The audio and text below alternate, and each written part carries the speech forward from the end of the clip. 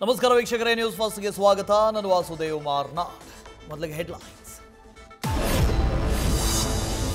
ಗಂಡನಿಗೆ ಅಕ್ರಮ ಸಂಬಂಧ ಆರೋಪ, ನವವಿವಾಹಿತ ಪತ್ನಿಯ ಕೊಲೆ ಯತ್ನ.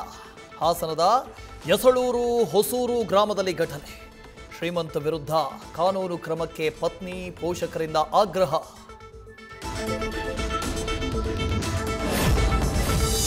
ಕಳಪೆ ಆಹಾರ, ಸ್ವಚ್ಛತೆಯೂ ಇಲ್ಲ, ಮೂಲಸೌಕರ್ಯವೂ ಮರೀಚಿಕೆ. ರೊಚ್ಚಿಗೆದ್ದ ಅಟಲ್ ಬಿಹಾರಿ ವಾಜಪೇಯಿ ವಸತಿ ಶಾಲೆ ವಿದ್ಯಾರ್ಥಿಗಳು. ಮೈಸೂರಿನ ತಗಡೂರು ಗ್ರಾಮದಲ್ಲಿ ಘಟನೆ. ಪ್ರಾಂಶುಪಾಲೆ, ನಿಲಯ ಪಾಲಕ, ಅತಿಥಿ ಶಿಕ್ಷಕನ ಅಮಾನತು ಮಾಡಬೇಕು ಅಂತ ಪ್ರತಿಭಟನೆ.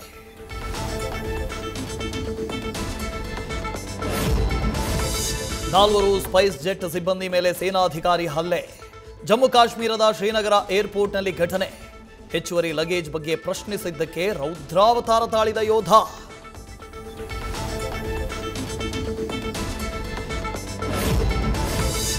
ಶಾಲಾ ಆಟದ ಮೈದಾನಕ್ಕೆ ಕಾಂಪೌಂಡ್ ಬೇಕೆಂದು ಒತ್ತಾಯ. 4ನೇ ತರಗತಿ ವಿದ್ಯಾರ್ಥಿನಿಯಿಂದ ಪ್ರಧಾನಿ ಮೋದಿ, ಸಿಎಂ ಸಿದ್ದರಾಮಯ್ಯಗೆ ಪತ್ರ. ಕಾಂಪೌಂಡ್ ಕಟ್ಟಿಸುವವರೆಗೂ ಶಾಲೆಗೆ ಬರಲ್ಲ ಅಂತ ಪತ್ರ ಬರೆದ ತುಮಕೂರಿನ ಬೆಳದರ ಸರ್ಕಾರಿ ಶಾಲೆ ವಿದ್ಯಾರ್ಥಿನಿ ಸಿಮ್ರಾ. ಕಡೆಗೂ ಮೆಟ್ರೋ ಹಳದಿ ಮಾರ್ಗ ಉದ್ಘಾಟನೆಗೆ ಮುಹೂರ್ತ. ಆಗಸ್ಟ್ 10ರಂದು ಲೋಕಾರ್ಪಣೆ ಮಾಡಲಿರುವ ಪ್ರಧಾನಿ ಮೋದಿ, ಮುಂದಿನ ಭಾನುವಾರದಿಂದ ಸಾರ್ವಜನಿಕ ಪ್ರಯಾಣಕ್ಕೆ ಮತ್ತೊಂದು ಮೆಟ್ರೋ ಮಾರ್ಗ ರೆಡಿ.